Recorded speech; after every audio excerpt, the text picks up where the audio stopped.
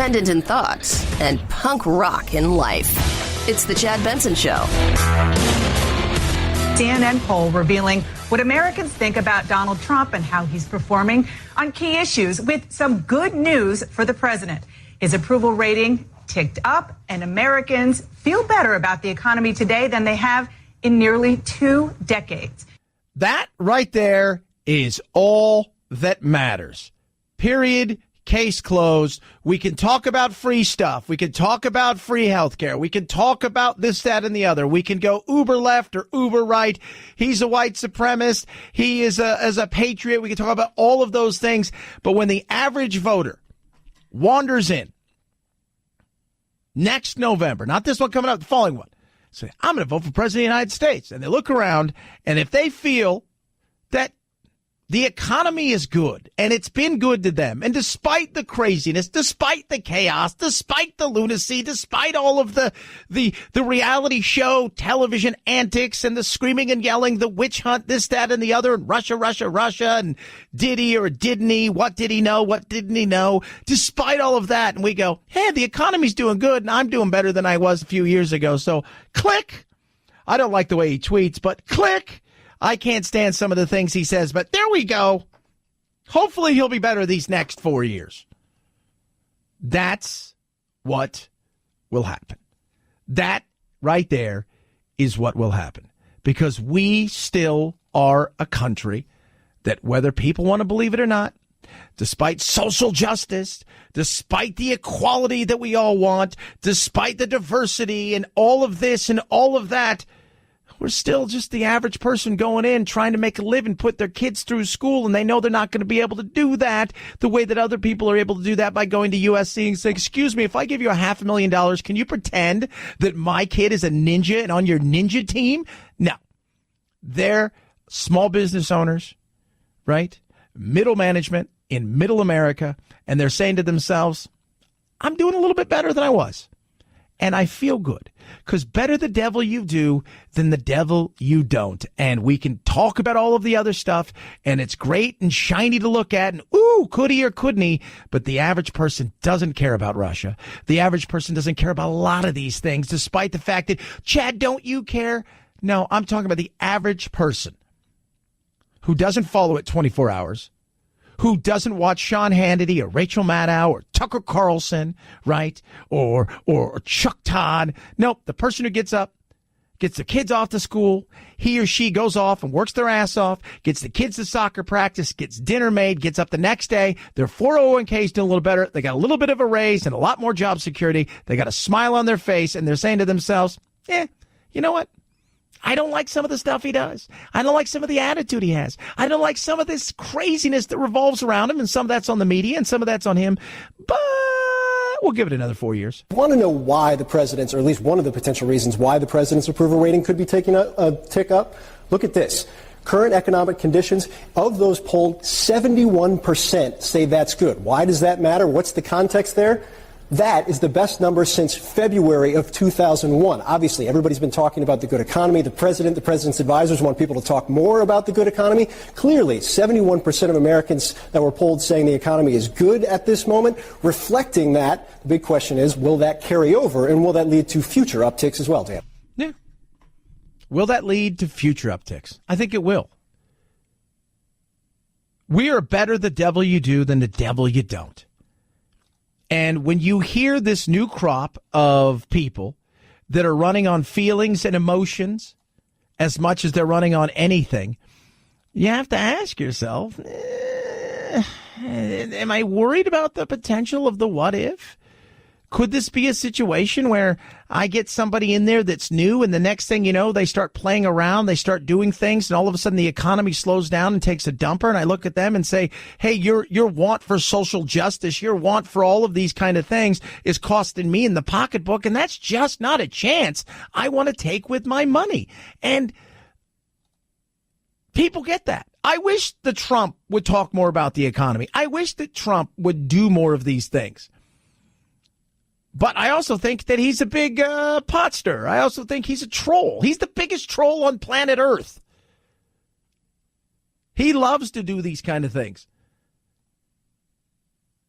Last night, Elizabeth Warren, front and center, right? She had her CNN moment. And by the way, I just want to tell everybody, her CNN moment was Phil's Twitter. Producer Phil was on he was tweeting the hell out of me. He's texting me. And I had a very interesting thing. I watched portions of it. And then on the ride home, I listened to some of it on the radio. And I thought to myself, it's different. Because when you see somebody, it's a lot different in the way that she acts compared to what you hear. But, here she is. It's the same old same over there. The average person cares that you don't screw with their life. And their life, first and foremost, starts with the financial side of things for all intents and purposes. The average person. Some people only care about social justice. They'll live in the woods as long as social justice. The other 90% of us, we're not like that. Washington is working great for giant drug companies. It's just not working for people who are trying to get a prescription filled. It's working great for big oil companies. It's just not working for people who see climate change bearing down upon us. It's working great for giant financial institutions and for payday lenders. It's just not working great for people who are living paycheck to paycheck. I'm tired of a Washington that works for the rich and the powerful. I want a Washington that works for the rest of America. That's why I'm in this fight. And it all sounds, yeah, that's great. Yeah, you want to work for the rest of America. The issue is, though, my boss is one of those people. And if stuff starts to happen and my boss feels the pinch of it, then all of a sudden the rest of America becomes the broke of America. And that's something I'm not quite sure I'm ready to trust you with. I'm not. Right? Because you say it's broken. But I look at these numbers, and these numbers don't bear out that, right? You say it's broken, but the numbers bear out that our unemployment is really low. We got, I think Jamie Dimon yesterday from Citicorp said we had 6 million jobs that are unfilled right now, and we're having trouble filling these jobs, right? We've got issues here where we got too much and not enough. We got too many jobs, not enough workers. I don't know if I want to break that just yet, right? I know what you want, right? You want diversity. You want to tug on the heartstrings. You want all of those things. I get it, right? I get it. I see what you're trying to do. And I don't like the way that he acts at times, but my paycheck and my 401k and those things matter. They frustrate the hell out of people, but it absolutely matters. Because in the end, 90% of people don't get involved in the day-to-day of the political craziness that is now cable television. They just don't. They don't care. Tucker Carlson walks into a mall. You know who notices him? About 25 people, and most of them are over the age of 65. They don't care, right? Infinite List walks into a mall. You know who notices him? A lot more than that. And if you don't know who Infinite List is, let's just say my son, the pecking order in my world and a lot of other people, and I know who he is I'm down the pecking order. Dad used to be cool, not as cool as Infinite List. Yeah, those things matter. And so you know what? Matters to my son. That's the reality of the world we live in, is we're still an economy-driven political world. And if the economy's good, we're hesitant to change. We are. We're absolutely. And having been a broker, let me tell you something. Having been a broker, and when you're competing to get like big trust money and other people's like who's managing money to bring it over to you, and they're going, hey, you know what? I'm getting 6, 8, 10% over here, and it's been solid and it's continuing to be so.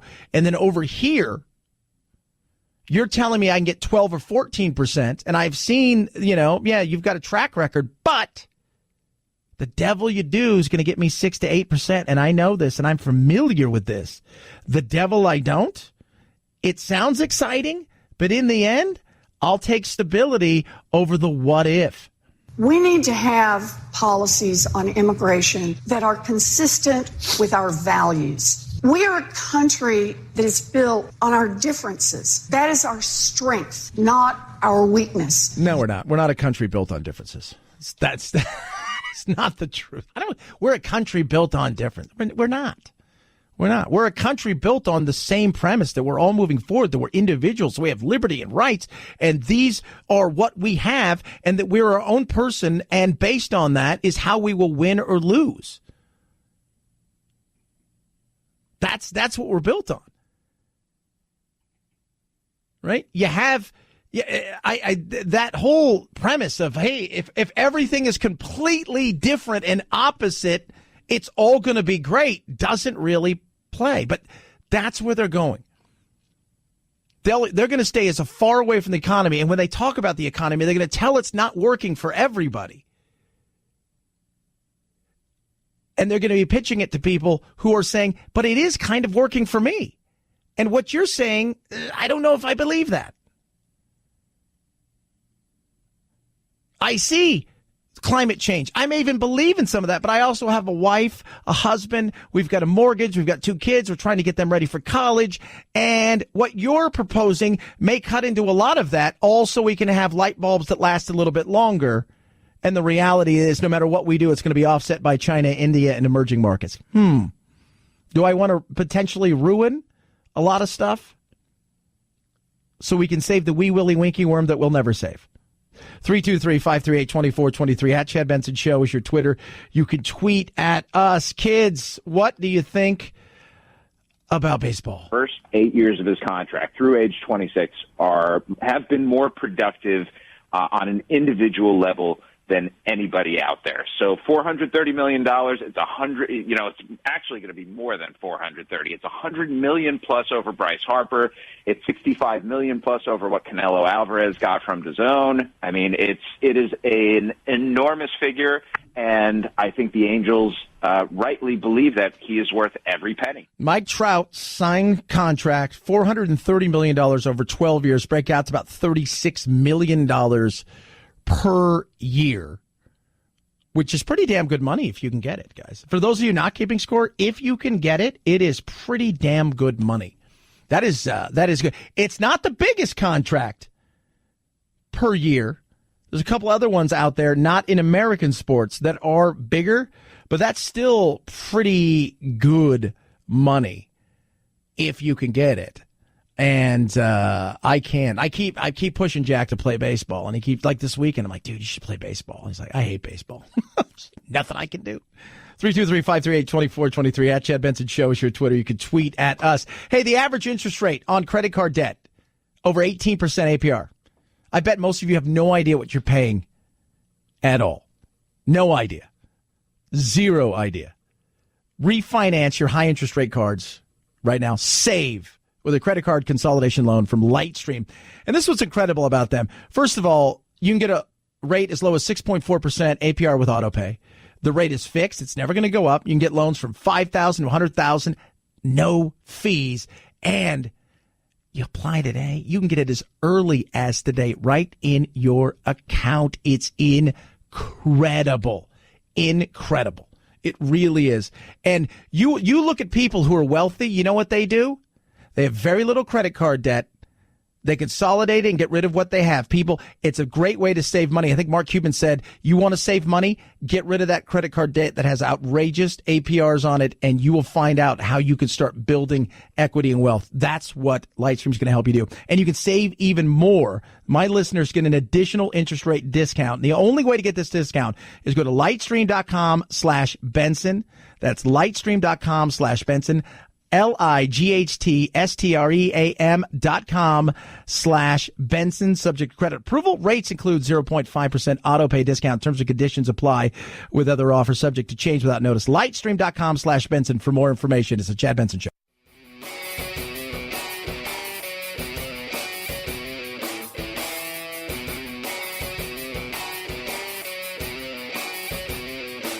Being antisocial sucks. Hang with Chad's friends on Facebook, The Chad Benson Show. And if you just need some alone time, head on over to Twitter at Chad Benson Show.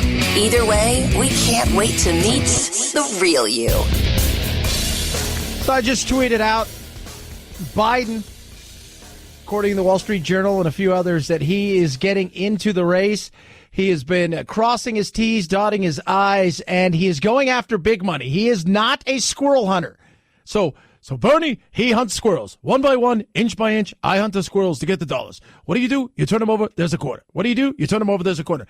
Not what he is doing. Biden's going the other direction.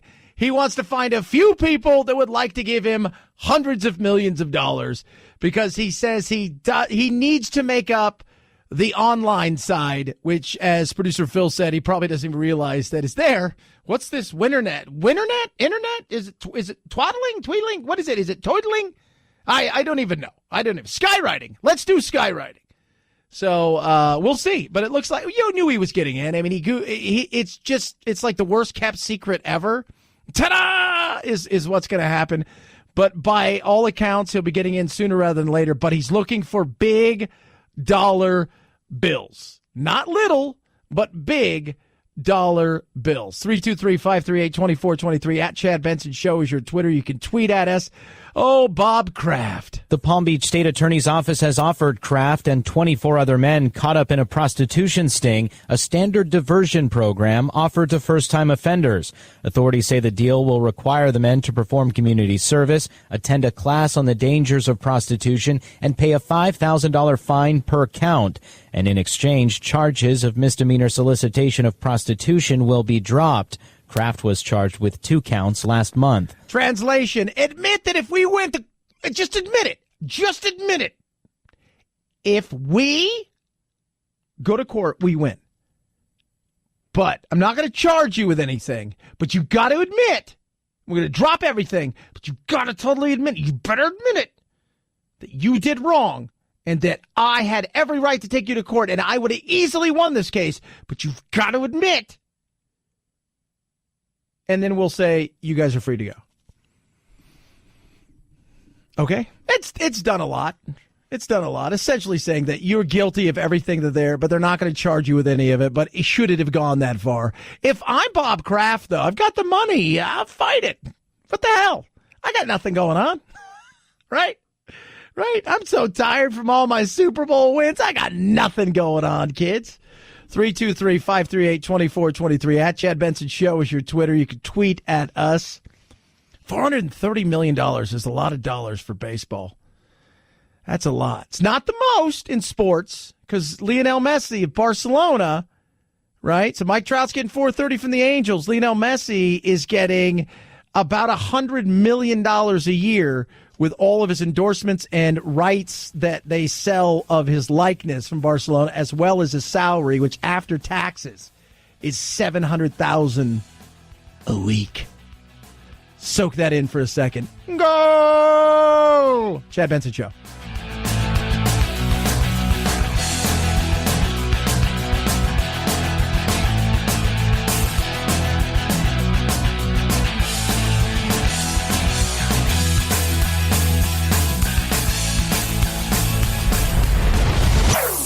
Chad Benson Show.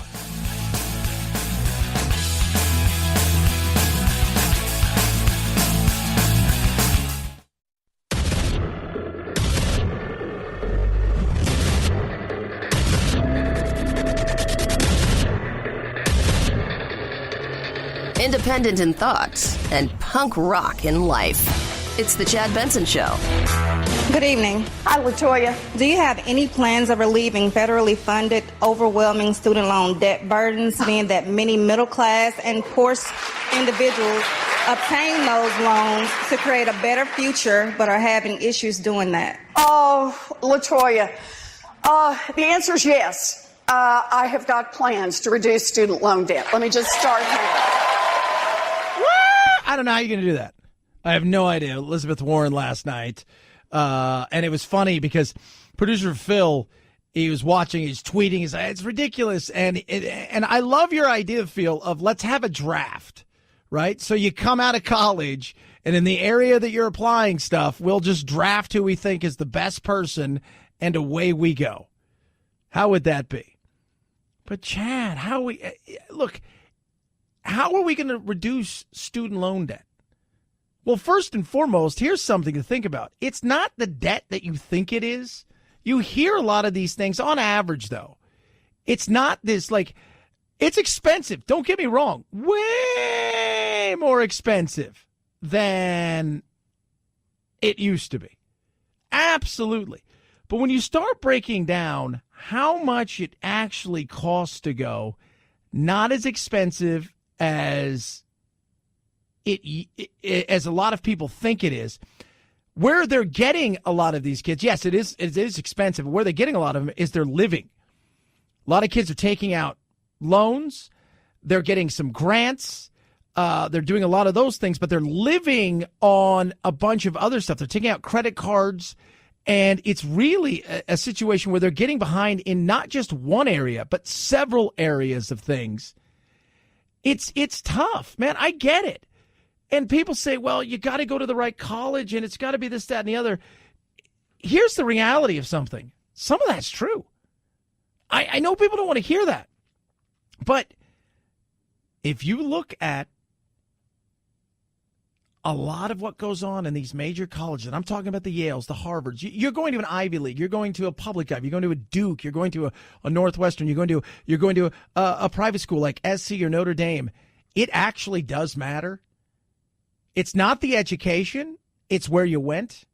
It is and there are certain colleges that you go to that your advantage of going to that college and graduating is massive. One of my friends works for one of the biggest law firms in the country.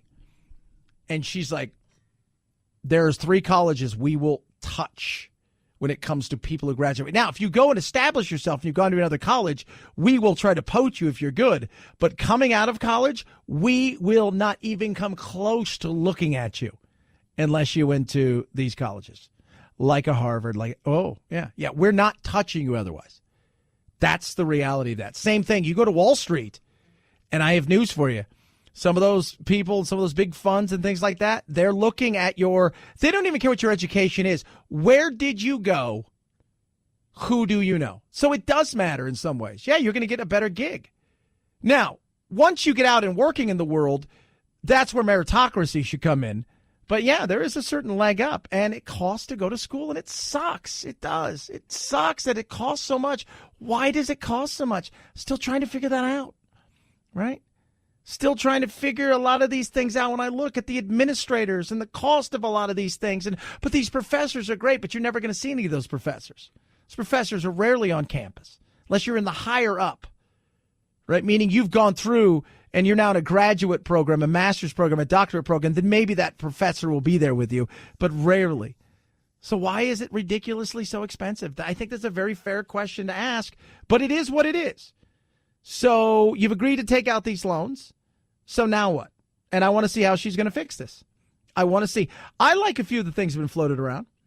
You know what? Maybe you pay for the first 7 years of your working life a small percentage, like you pay I've got an agent. That agent gets something of what it is we do. They go to school for free. They come out. But until they work and until they put in X amount of years, then you can start to draw on the future. Maybe it's something negligible, like 1% in perpetuity until you die. There's got to be other ways of doing things. There does. And I get the frustration for a lot of people out there and the expense of it. And yes, going to certain colleges, going to the college and graduating, not getting an education, right? You can get an education in a book. You can get an education on Google and the computer and a library and have an understanding. It's the contacts and it's that piece of paper that will help you if you're serious about getting stuff done. That is the reality of it. That's the advantages of being in a better school. Some of these people paid to get their kids to go there, and their kids really didn't have a want to go to school, like Lori Loughlin's kids. But the expensive stuff, it's nuts. It's nuts. You're buying membership for all intents and purposes in a lot of these places. You're buying a membership to the future opportunities that you will get based on the people that you will meet and the connections you will create. 323-538-2423 at Chad Benson Show is your Twitter. Devin Nunes is suing everybody who's ever been on the internet for a lot of money, including a cow. The account is called Devin Nunes' Cow. There's another about Devin Nunes' mom, right? Yeah. Walk us through. Correct. Walk us through what is What is happening here? All right, so Devin Nunes's cow, he's suing. Now, they make fun of him here, and look, a lot of times politicians, they're kind of, they deserve to be made fun of. But it's not just this. And for those of you out there say, things like shadow banning and conservatives are treated just the same, that's not true. Pretty much, you know what, I'm as independent as you get. If I have something that is semi-right-leaning in certain situations, it's disappeared. It has been, you'll put something out and the likes will never be there. And you're like, well, that's kind of weird. Or you're suspended for certain things, and other things that may be perceived as left-leaning. If I posted it, guess what? Nothing ever happens to that. I've got too many friends on both sides of the aisle who are influencers, and I know who gets hammered and who doesn't get hammered. Now, Devin is suing for a lot of money, partly because people make fun of him and this cow. Essentially, Devin Nunes is arguing that he has had to endure, slights, insults, a way that nobody should ever have to deal with it. People making fun of him, people making crude jokes about him, and that all of this is essentially being enabled by the platform itself because they have it out for conservatives. Yeah. By the way, Devin Nunes' cow has 172,000 followers. It's parody. Making fun of him. That's kind of entertaining. 172,000 followers. 172,000 followers for making fun of Devin. So he's suing for $250 million. Now, this is the funny thing right here. So they start to talk about how it's a bunch of baloney, that these kind of things never go on. And listen to this part. It's very interesting. Our laws protect parody, for example. If you're satire, right, you're making fun of somebody, that is protected under U.S. law. This idea of shadow banning is something that he's brought up, which is essentially this concept that Twitter would allow you to post something, but then effectively make it invisible, make it not show up in searches. Right. This has been widely debunked. The president, by the way, has tweeted about this idea of shadow banning, saying it's not good. We're going to look into this discriminatory illegal practice. He's tweeting about other tech companies just this morning as well. But as you point out, Twitter's like, dude, not so much. Yeah, Twitter has said not so much. We've done the investigation on ourselves, and we feel that that doesn't happen. Doesn't work that way. You know that. Now, it's a company. You guys can do what you want to do. I got no problem with any of that stuff, right? Do what you want to do. But here's my thing. If you're going to do it, just be honest about it. And they don't want to do that. Partially because, while some people on the left will cheer, there's a lot of people on the left that'll say, yeah, no, that's not good. That's not what free speech is about. That's none of that stuff. They don't, it's just like everybody who thinks everybody who's on the left all wants gun control. And you find out there's a lot of people on the left who are big Second Amendment people. So, no, they want it to be perceived as if it's all a bunch of baloney, but it's not. It's not a bunch of baloney. I mean, they play a game. My God, Elizabeth Warren said we need to break these companies up, and she posted ads on Facebook, and they were taken down the next day, and then they apologized and put it up. If you don't think that there's games that are going on, you're fooling yourself. You know that. You absolutely know that. There is. Now, the cow parody, get over yourself. People say all kinds of horrible things all the time. Whether it's one person or 1,000 person, it's parody. The fact that anybody's talking about you, you should be excited about. You should absolutely be excited about that anybody is paying any kind of attention to you whatsoever. Just be excited about that. That's like, oh, yeah, that's great. Can't believe it. It's awesome. Somebody's paying attention to me. They're making fun of me. But the shadow banning, I mean, it doesn't happen. Then explain to me, why is it only the people on the right who seem to have issues? Right? Like, wouldn't you have, wouldn't you question? It's like if you were playing a game and every time a call is made, it went against your side. And at the end of the day, it's like, well, wait a minute. It's like, we'll see it in basketball, right? Like, this team had 47 free throws. The other team had 2. Oh, well, are you sure? Yeah. I don't know. It's just, is it the other team is the only team gets to play offense? No.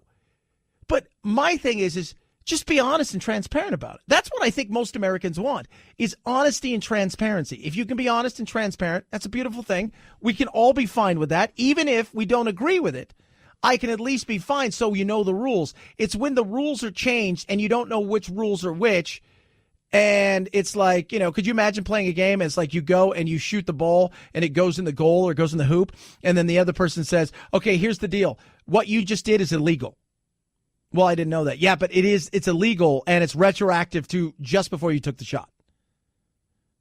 But you didn't tell me that. Well, I'm telling you now. So it doesn't count. That's the frustration that people have. Just be transparent. 323-538-2423 at Chad Benson Show is your Twitter. You can tweet at each and every one of us. Okay, kids.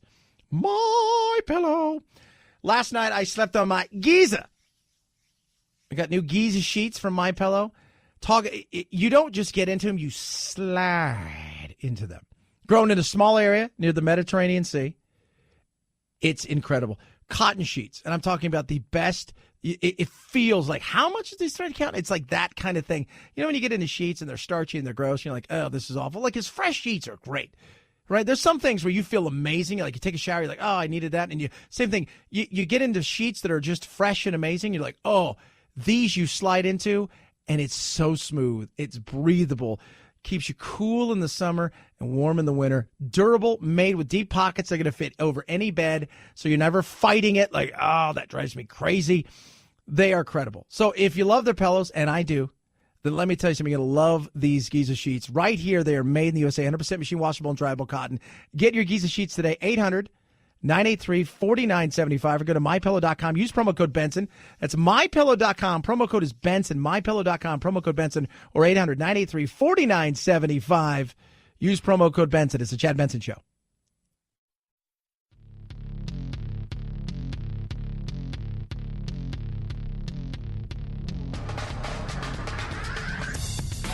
Serving up talk radio medium rare and dripping with irony.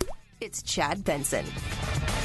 You have admitted that, hey, you're in a party right now that isn't necessarily interested in a white male candidate, and that you're sort of at a disadvantage in that. What do you say to it? Yeah, I would never begin by saying I'm at any disadvantage at all. As a white man who has had privileges that others could not depend on or take for granted, I've clearly had advantages over the course of my life. Beto, apology tour. Yeah, talking to Chuck Todd. God, Chuck needs a new haircut. I love Chuck. He's a nice guy, and we've had him on the show, and he's a good guy, and you may not like his politics or whatever, but I do wish that he would just, like, sometimes you just look and you say, all right, I've given up the battle. I'm just going to do what I do with my hair, right? Like, this is what it is. Deal with it. I think it'd be a sleeker, better look, right? Sleeker, better look. Nothing wrong with that, guys. Nothing wrong with that, But yes, Beto's right. White privilege. When you think of white privilege, you look at somebody like Christian Bale, who happens to be the governor of California, Gavin Newsom. When you look at that, the perfect veneers, the whole nine yards, there's white privilege, railing against white privilege, all the while enjoying white privilege. And Axios has a new poll out that's really interesting, talking about the fact that this entire race for the nomination for the left is going to be all solely about checking certain identity politics. And that's going to be very interesting to see how this whole thing plays itself out.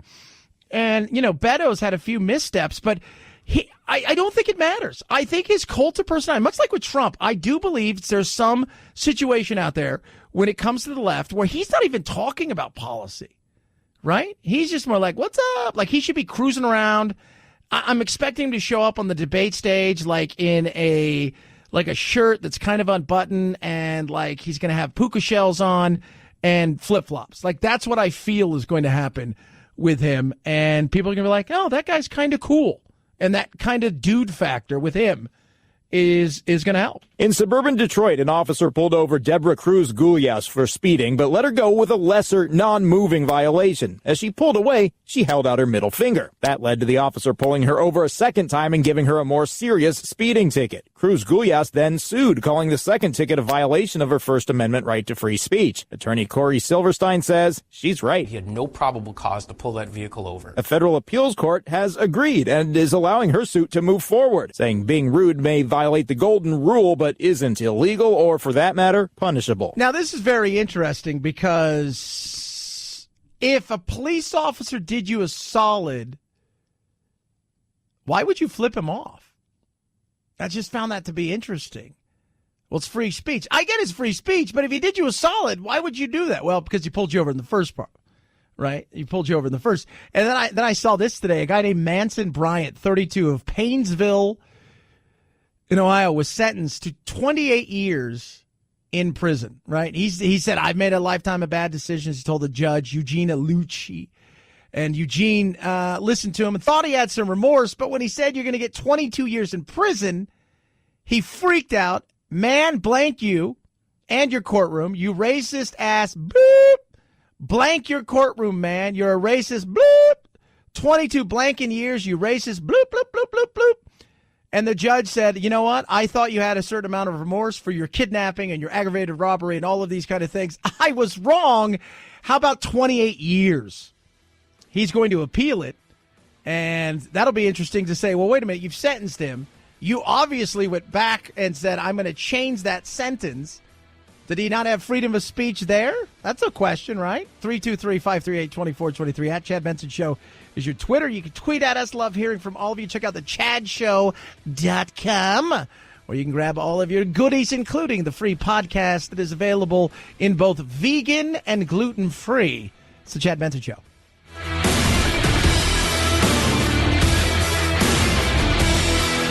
This is the Chad Benson Show.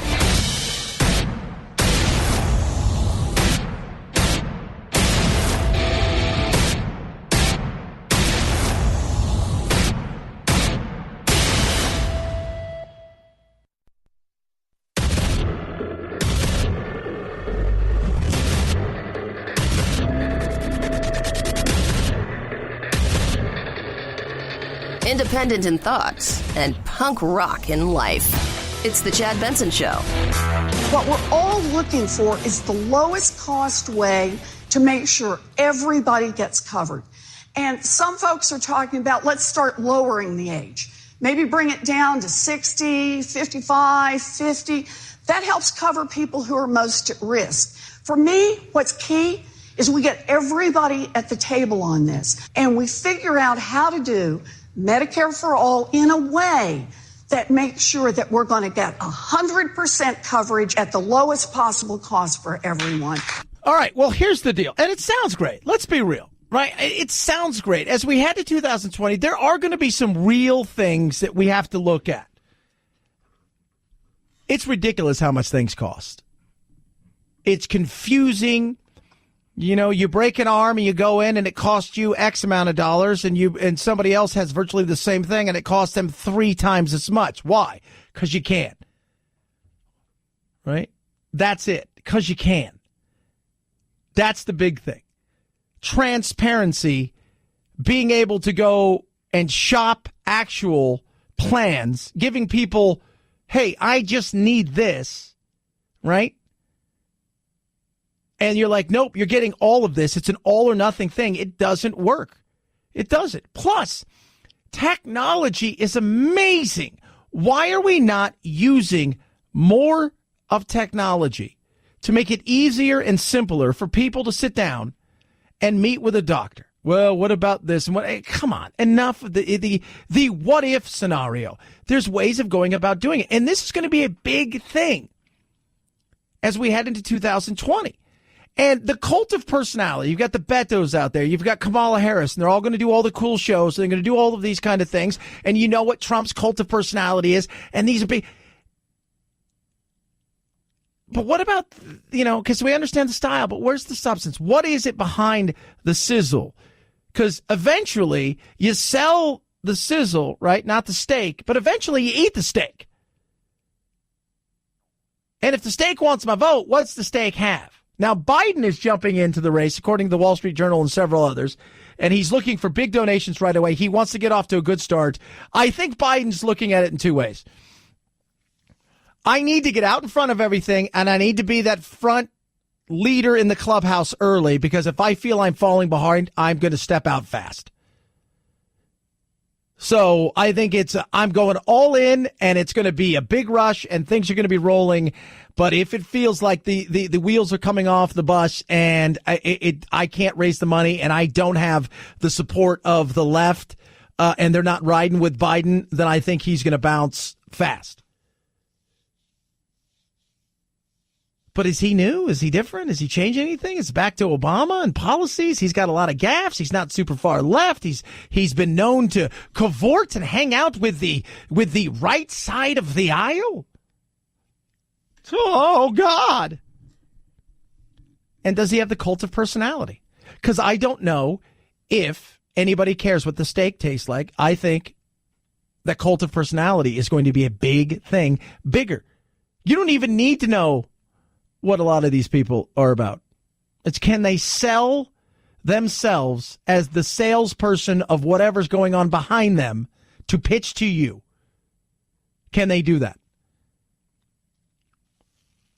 But issues like Medicare for all, it's just not going to happen. Last night, I think they added up, it's about $100 trillion worth of stuff that she wants to do. Elizabeth Warren, as she gets her 5-10 minutes of fame and night to herself when it comes to the CNN Townhall, and depending where you are in the hierarchy, sometimes you're at MSNBC for a town hall. Nobody's going there to watch town hall. So here is her, her hour of glory, and it's like $100 trillion. It's not sustainable. So how do we take off these ridiculous restrictions and crony capitalism with insurance and the medical world, make it more transparent and easier to be a free market choice when it comes to medical care? How do we do that?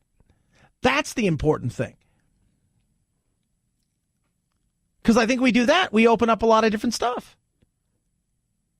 People just have a chance to go, hey, I need catastrophic. Like I get hit by a bus, right? Hit by a meteor. I need that. I'll pay cash for the rest, but I need it to be transparent. They don't want transparency. They want to confuse you. You might as well learn hieroglyphics, right? And a language that no longer exists because it died out years ago, to figure out how to decode some of these things. And that's why bills are ridiculous. But it all sounds great, doesn't it? Healthcare for all. How do we make it work? Well, I think we give the free market a chance without crony capitalism. We'll see where we'll go from there. If the free market rocks and rolls, I think we'll be good with that. It used to work, right? People in the 60s and 70s weren't bitching. It's changed a lot over the years. I remember growing up, I didn't have a lot of money. You know what, though? Mom and Dad didn't bitch about how the cost of medical care seemed to be a little bit cheaper, a little bit more transparent. And we're in a situation now where that's not true. Crony capitalism drives me crazy. Trump, on the other hand, should be touting the fact that, yeah, his numbers are up. And he's never going to have massive numbers. He's never going to have these massive, like 72% of people. No, he's never going to. He's so divisive. You love him, you hate him. There's very little in between. But the numbers that matter are these numbers. Current economic conditions, of those polled, 71% say that's good. Why does that matter? What's the context there? That is the best number since February of 2001. Obviously, everybody's been talking about the good economy. The president's advisors want people to talk more about the good economy. Clearly, 71% of Americans that were polled saying the economy is good at this moment, reflecting that. The big question is, will that carry over, and will that lead to future upticks as well, Dana? Yeah, the economy. Those are the 71% you care about. Because you've got your 35 to 40% that are going to jump in your lane and grab on to everything and hold on and enjoy the ride. It's that other part that you need come 2020. Those numbers right there feel like winning numbers. That's the reality. Those are winning numbers. Because as we move forward and we get closer, if those numbers stay anywhere between that 60 to 70, 75% range where they feel the economy's good, he's going to ride to a second term. He is, unless there's something so insane, like he's done something so wrong that they have actual proof on, and it's not just, oh, well, he said, she said, third party, we think so, we're reliving that night in November. It's something so grievous, then yeah, he's got to go. But if 71% walk into that booth and they think, life's pretty good.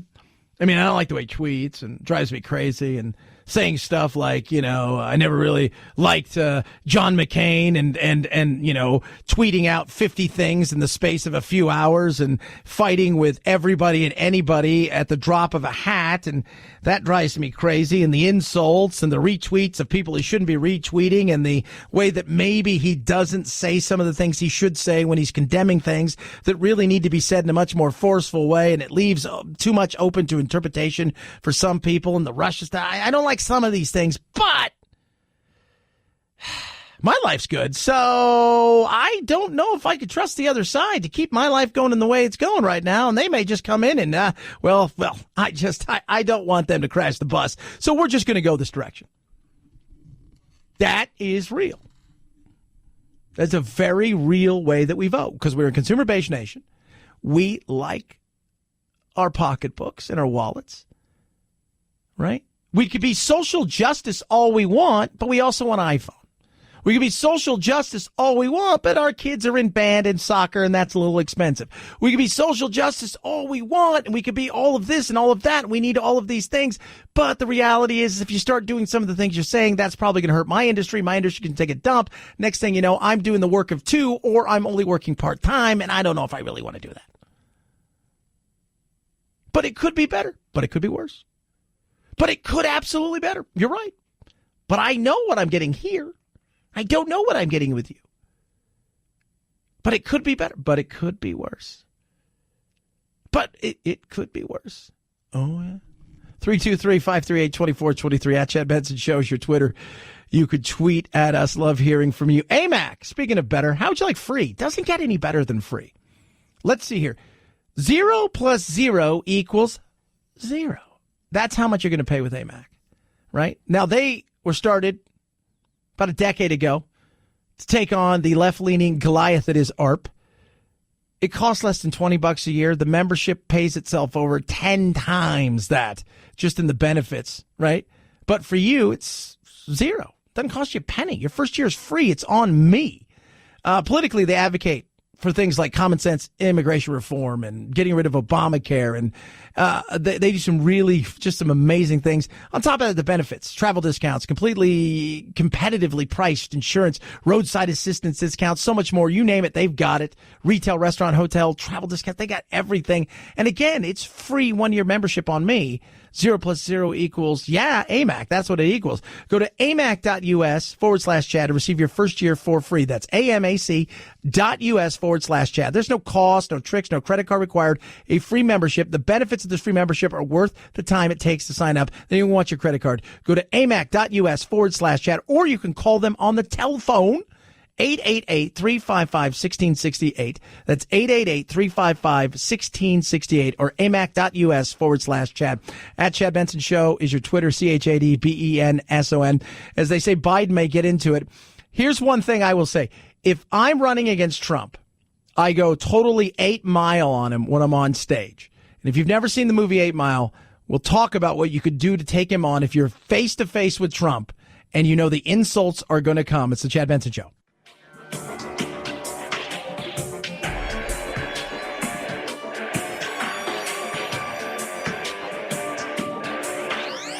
Warning, no snowflake zone. Uninformed opinions are in danger of melting. The Chad Benson Show. So if I am running against Trump, right, and I said before the break, you go 8 Mile. If you've never seen the movie 8 Mile, Eminem did a hell of a job in it. But spoiler alert, for those of you guys who've never seen it, it's been out for a while, so if you didn't. When he does the big rap battle at the end, his friends start making fun of him about the fact that he's probably going to lose this because he's poor white trash and all of his friends are just absolute clowns. And, one of them Cheddar Bob shot himself, I think.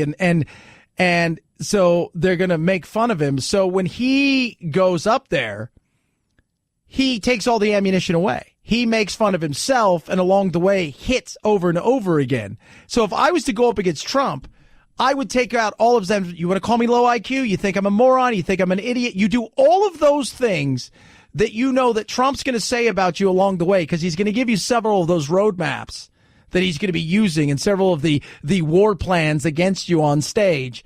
And it takes the sting out, so him saying it again just seems kind of silly. And then you can go, now that we've got that out of the way, can we actually talk policy? Now, I don't think anybody's going to do it because I don't know who's it's going to be. And Trump will have some stuff up his sleeve that people won't really see coming. But that would be one way to take him on. And I think you got to figure out how you do that because he will be battle hard and tested. In fact, we're going to talk to his old campaign manager. No, not Paul Manafort. Corey Lewandowski coming up here in a little bit. Las Vegas and Nevada. Lawmakers in Nevada are considering becoming the first state to let police use so-called textilizers. Listen to this. The device would be used to determine if a person who was using their phone while they were driving and then got pulled over. The textilizer connects to a phone, and it sends out signs of user activity, like if you opened a message screen, possibly while driving. The technology has not been field tested just yet. No law enforcement agencies are actually using it either. Critics are concerned the textilizer could violate the Fourth Amendment, which protects people from unreasonable search and seizure. Yeah, that's a negative, Ghost Rider. And here's the other thing. Well, if there's two people in the car, you could say that person was doing it. And the latest statistic that they have, 444 people died because of direct contact with cell phones, Facebook, those kind of things when they were driving. There was another 3,800 people total that they could attribute to deaths on the road because of distracted driving. My question is, what are the other 3,400 and why aren't we trying to figure out a way to go about that? But to say that, give me your cell phone, I'm going to do this because I want to know what was going on, that is a hell no. Ghost Rider, no. That is not going to happen. Just not going to do it. Now, you're going to have so many people saying, no, you're not going to get my phone. And then what are you going to do? You're going to take me in? You're going to take me in to ask and what, get a warrant then? I mean, you could probably do that stuff now. They've got enough technology to find out when you were on and pinpoint the whole thing. But to do it right there, nah, I'll pass on that. It's a negative. It's always trying to get more in your business. Well, they have probable cause because you've been in an accident. Do they have probable cause? Do they? You're going to go for a long way to find that. And there's going to be a bunch of people from the ACLU to many others who are just lining up to challenge this. 323-538-2423 at Chad Benson Show is your Twitter.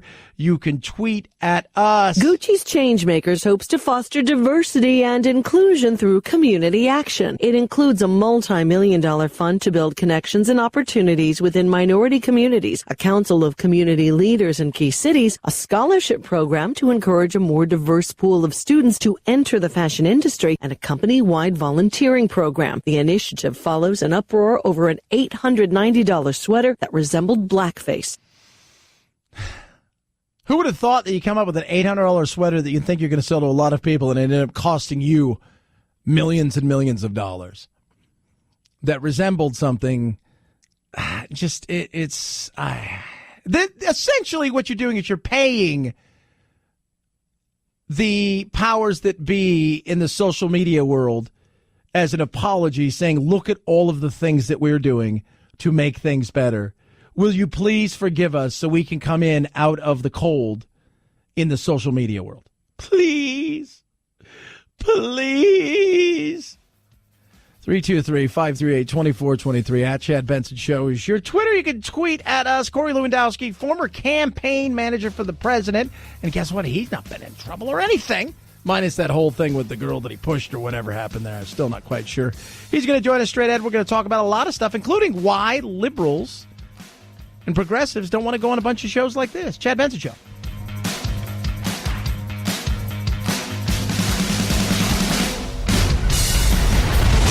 The Chad Benson Show.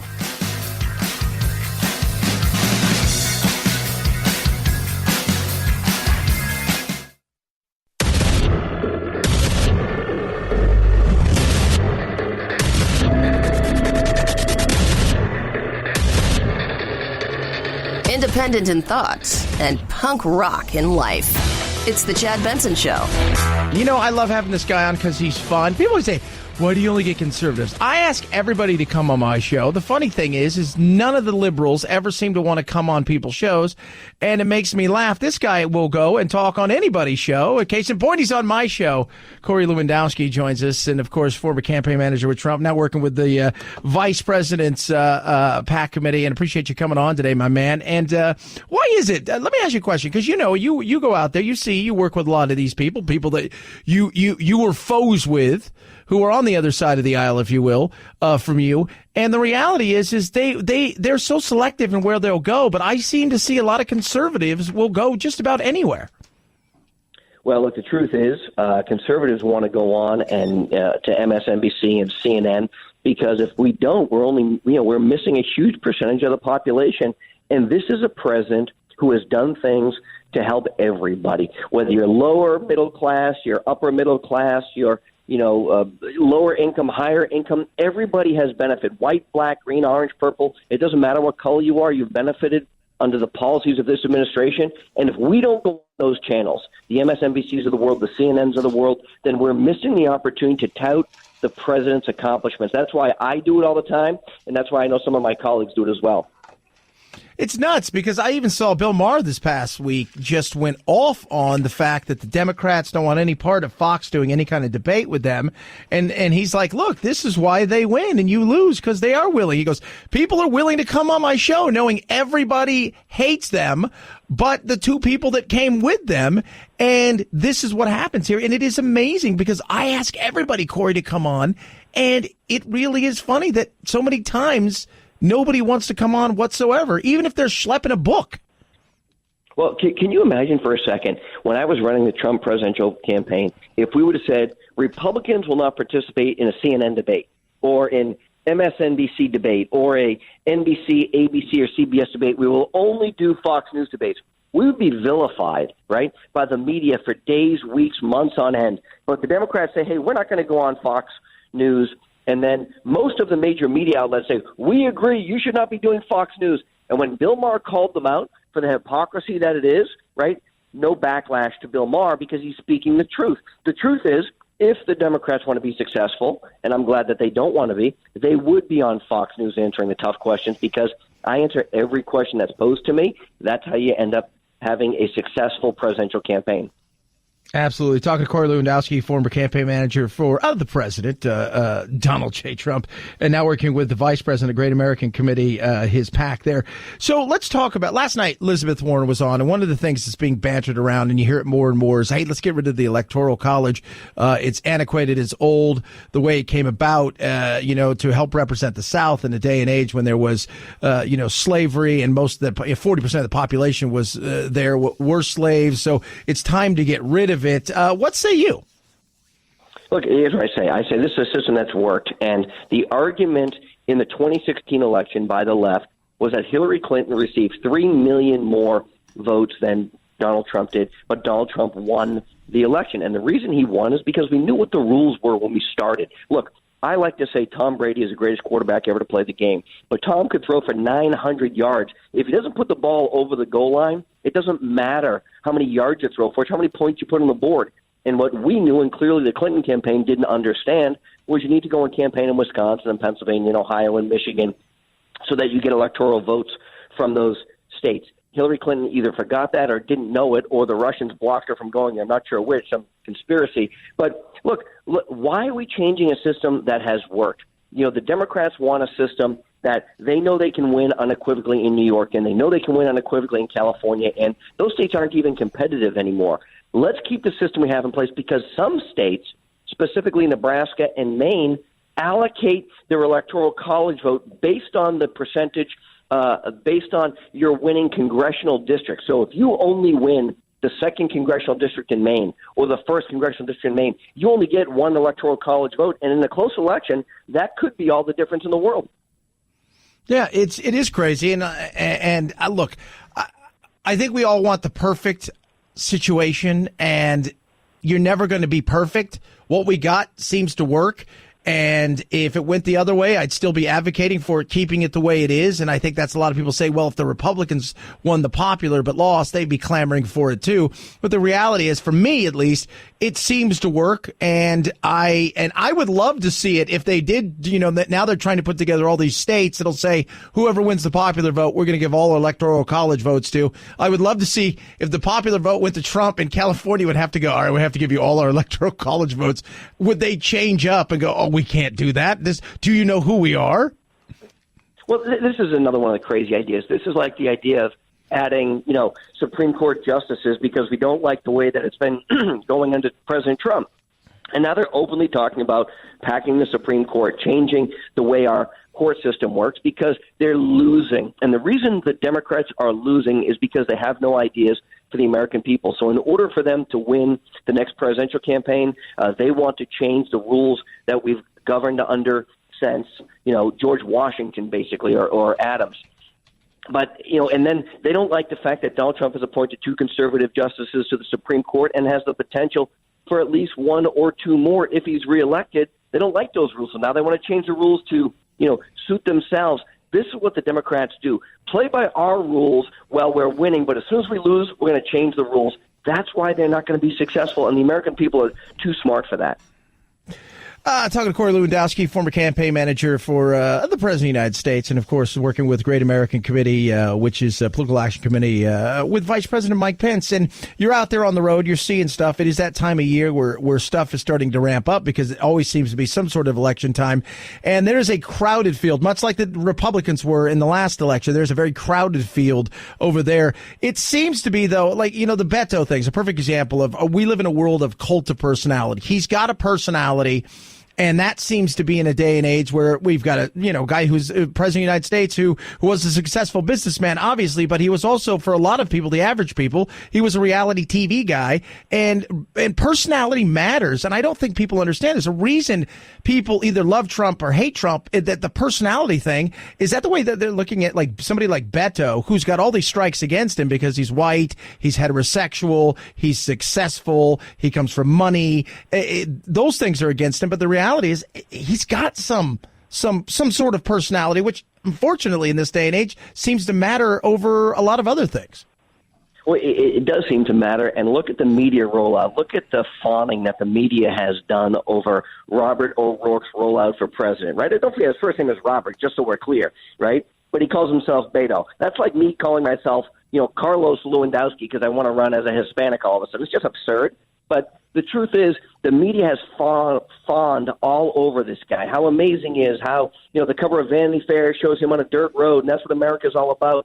What no one is talking about is the fact that this guy got into a drunk driving accident and fled the scene and was arrested, and now is saying that the police report was a complete fabrication. Can you imagine for 1 second if that was a potential Republican candidate they did that to?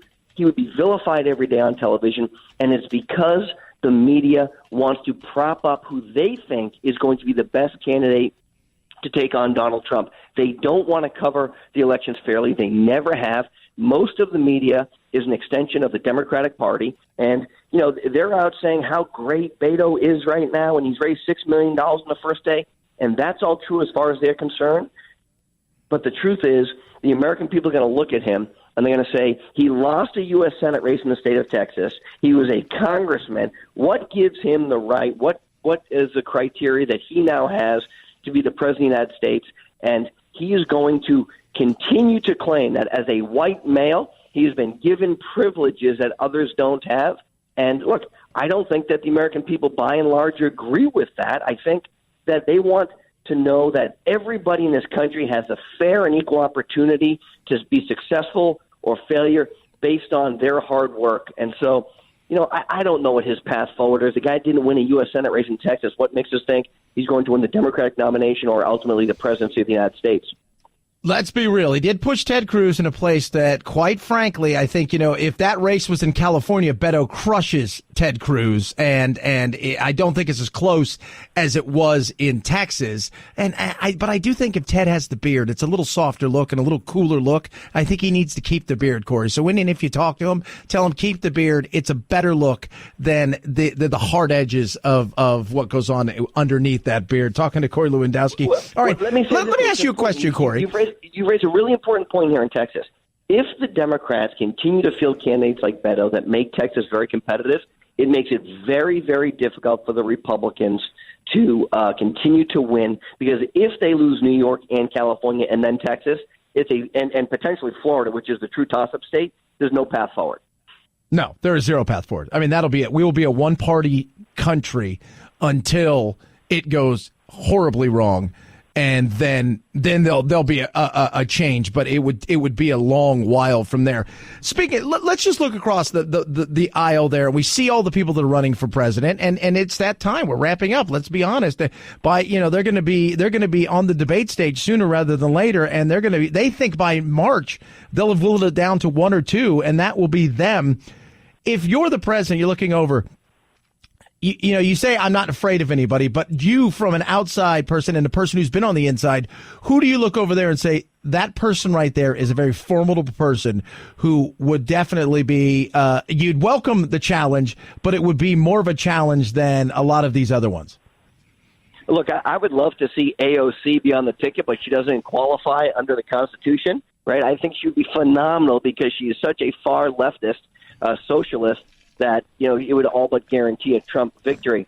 Look, I think Joe Biden, if he gets in the race, has an opportunity to play in places where Donald Trump won last time, specifically Pennsylvania, specifically Wisconsin, Michigan, right? Joe has that aw shucks moment about him as a blue-collar kind of guy from Scranton.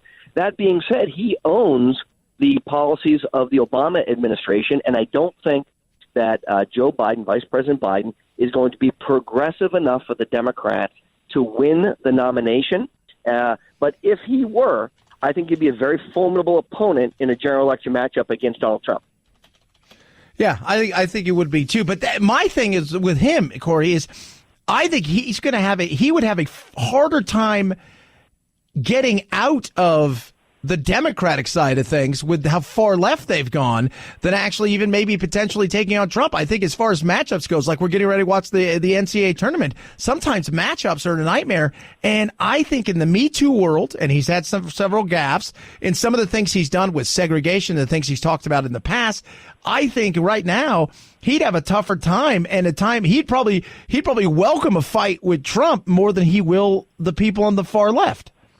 I agree with you 100%. Joe Biden's race, the hardest race for Joe is to win the Democratic nomination because he is not progressive enough. He hasn't done enough for minorities, for women during his 36 years in the U.S. Senate, his 8 years as a vice president of the United States. So they're going to paint him as the establishment, out of touch, didn't do enough to help everybody else. And what I think they will do is they will nominate a far, far leftist Kamala Harris or an Elizabeth Warren who cannot win anywhere in middle America, and it will be a repeat of the crooked Hillary Clinton campaign because they're going to try to go to Michigan and Ohio and Pennsylvania and Iowa and say that everything is free. It's free health care. It's free education. It's free everything. And all the businesses that you have, don't worry, we'll go back to manufacturing over in China, and that is a losing formula.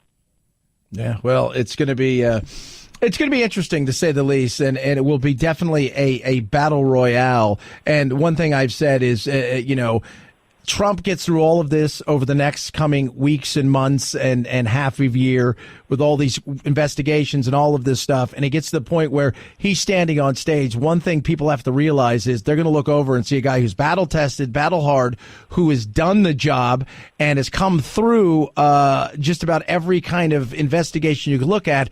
And somebody who loves to be on stage. That is a tough thing there. It's like fighting Godzilla, and that is not something anybody's going to relish. And that's why I say I look at some of these people on the far left who are younger and who don't have that experience. That's something I just don't think that big spotlight sometimes will freeze people. Well, I think you're right. And what we know about Donald Trump is he's a big game player. on the biggest debate stages in the world. He rose to the challenge. People wanted to see the debates because of his pugilistic style, his ability to fight back, right? I don't think anybody on the left can take that the way Donald Trump did it to Hillary Clinton. I just don't see it happening. And a number of these people have never seen, none of them have ever seen an opponent in their respective races, whether it was for Congress, for governor, for the U.S. Senate, like a Donald Trump. Elizabeth Warren's never really had a challenge. Kamala Harris has never really had a challenge.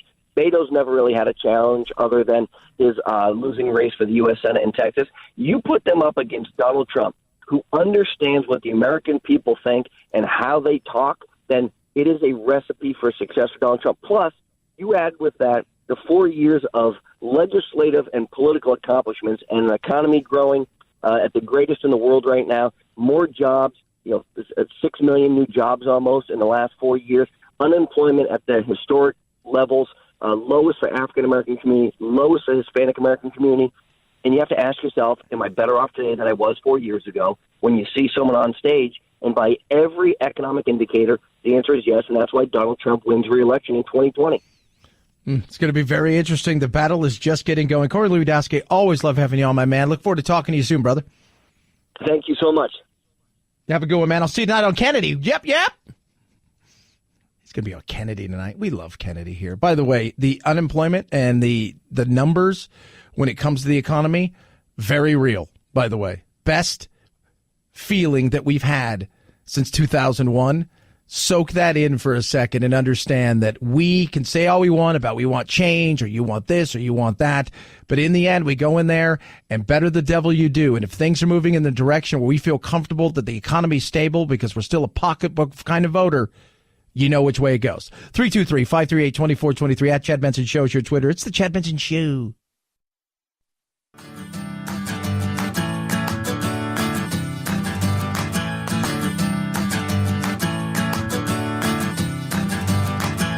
Running with scissors sounds great compared to this. Say what? I tell you what, I enjoy having him on the show. I like it. I know a lot of people freak out. Oh, Chad, what's your people who are on the left side of the aisle on? I tell everybody, send me the people you want me to have on. I'll try to get them on, but I will tell you, say what? It probably won't happen because no matter how hard we ask, no matter how we beg to have people come on, they don't do it. They just don't. They just don't do it. I don't know why. I don't. I've asked the question. I was reading something interesting real quick that they were going to do a sequel to Forrest Gump, and they turned the script in the afternoon of September 10th, the day before September 11th, and that fateful day. And they said afterwards they had no want to do a sequel. They had no one. Although I was reading some of the stuff that was in it, I was like, I'm glad you guys didn't ruin it. Hey, Blink is amazing. Take care of your home in ways that you can't believe, and it's totally affordable.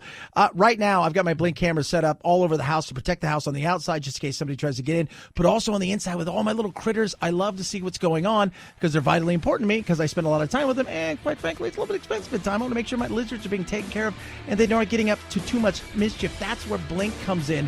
Get yours today. No contract, no subscriptions, easy to set up. Easy to set up like you couldn't believe, and it's just $79.99. That's right, $79.99. It's never been this easy. Go to blinkprotect.com/sale. That's blinkprotect.com/sale.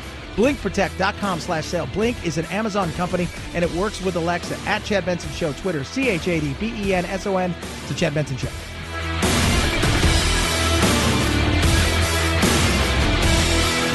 This is the Chad Benson Show.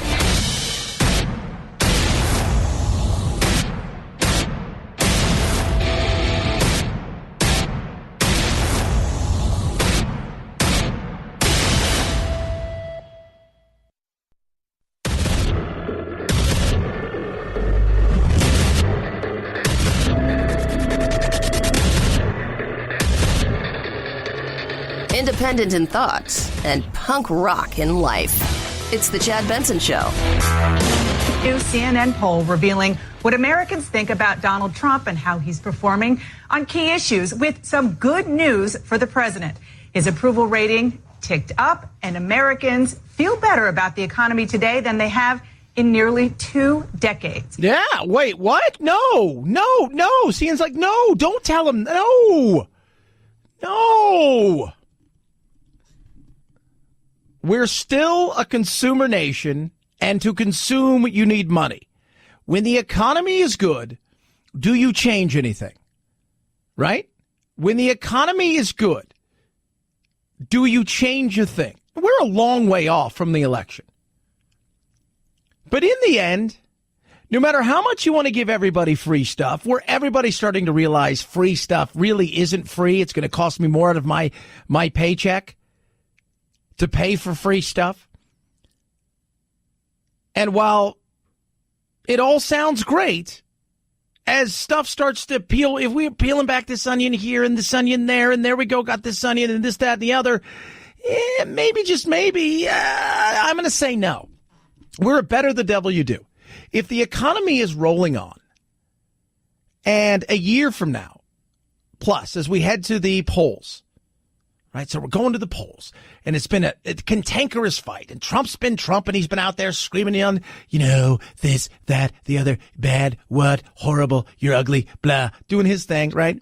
And Beto or Kamala Harris or Joe Biden are doing the things that they're doing, but along their way, they're talking about how much more money it's going to cost you, but don't worry, because we're going to save the environment, and how much more money it's going to cost you, but don't worry, it's not a big deal because it's going to be equitable for everybody. They're talking about all of those things because people are going to hopefully be asking questions. It all sounds great because Elizabeth Warren's on television last night doing her town hall, and everybody's adding up the stuff going, well, this is going to cost $100 trillion. Where's that coming from? Well, it's going to come from the top 1%. Are you just going to, kill them all and take their money? No. So it's not. So it's not going to come from them. So where's it going to come from? Yeah, no. You're talking about taking money away from my boss, and my boss is going to say, I don't want that money taken away from me, so I'm going to have to figure out what to do, and all of a sudden, no. The devil I do, and he can be a devil. Yes, he can. Yes, he can. He's a little devilish. We know that. A little bit of a devil. The devil I do is better than the devil I don't. The devil I do. We can talk about this giant mass. We're feeling it, and social justice and all of these calls and equity, and it's all equitable and blah, blah, blah. We can talk about that. But we walk in as an individual into the booth. Here I come, walking in. And I say to self, I can't stand the way he acts. The thing still drives me crazy what he said on Hollywood Access. I can't stand his incessant tweeting and ridiculousness, and the way that he says things that he shouldn't say, and the fact that stuff that he should condemn, even though he condemns, is just not the way that I want him to be more forceful with it. I can't stand any of those things, but my paycheck's better, and my 401k is doing okay. So hopefully in the next 4 years, he'll get better. Want to know why the president's, or at least one of the potential reasons why the president's approval rating could be taking a tick up? Look at this. Current economic conditions, of those polled, 71% say that's good. Why does that matter? What's the context there? That is the best number since February of 2001. Obviously, everybody's been talking about the good economy. The president's advisors want people to talk more about the good economy. Clearly, 71% of Americans that were polled saying the economy is good at this moment. Reflecting that, the big question is, will that carry over, and will that lead to future upticks as well, Dan? Yeah. I don't know if it will or won't. As long as we're doing okay in the economy, it's tough. The craziness, the wackiness, because we're selfish. In the end, we're selfish. We don't want to mess with something. If it's not broken, I don't like the way he tweets. I don't like the way he tweets. I mean, over the weekend, he was just, I was talking yesterday to one of our fearless leaders here. And he and I were having a conversation. He's like, I'm watching the Players Championship, Chad. I'm relaxing, doing a little bit of yard work, and my phone is dinging every 30 seconds, and it's Trump, who, I don't know, he must have been left alone, and he's just tweeting and saying it. Yeah, it's nuts. He's retweeting people he shouldn't be retweeting, but how much does that really play in your life? Those of you who listen to talk radio, maybe you're a little bit more invested in it. Those of you who sit around all day and watching MSNBC or CNN or Fox, you're a little bit more invested with it. The average person that's at work today, probably not really invested in it. Probably not even following him on Twitter, right? Probably not. Only 1 out of every 6 people on planet Earth are following him. Out of the 60 million he's got, I think is what it is. You think we're nationwide, about 320, 360, God knows how many people. But how many of them are all Americans? Not all of them are Americans. Right? People around the world follow him. So the average person, and by the way, I follow him and I have to mute him at times because I'm like, I can't. It's nuts. But does it play for the average person? When their check's a little bit bigger, right? They get a little bit more in their check, right? They feel like their job is safe. They're able to maybe do some of the things that they've wanted to do in the past but weren't able to do because they were worried about money, but they're not worried about it now, so they're able to maybe go get that new car. They're able to maybe to take out that HELOC because they want to add on to their home or do some of those things. They're able to do a few of these things, and they're not really worried about it. We still vote with our pocketbook. And if Trump was uber popular and the economy sucked, he'd be gone. He'd be gone. He would be. 'Tis the world we live in. 323-538-2423 at Chad Benson Show is your Twitter.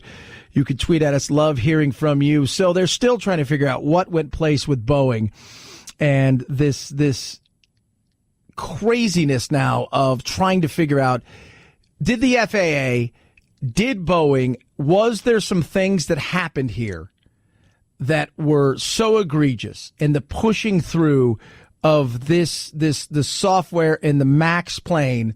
Could this have led to it?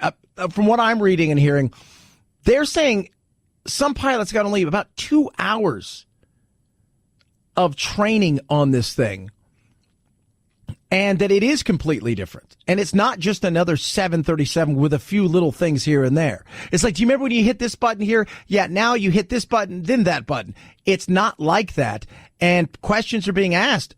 What happened with the FAA and what happened with Boeing, and where do they go from here? We've been working in full cooperation with the U.S. Federal Aviation Administration, the Department of Transportation, and the National Transportation Safety Board on all issues relating to both the Lion Air and the Ethiopian Airlines accidents. Yeah, that's the CEO of Boeing right there, trying to figure out exactly, Dennis Muhlenberg, trying to figure out, hey, we're going to do everything we possibly can. And we don't want any of the things to go on any longer, as far as you guys questioning whether or not that we were a part of any of this stuff and that we rushed this thing through. But the issue is with this is the process of certification. How did we get to this point?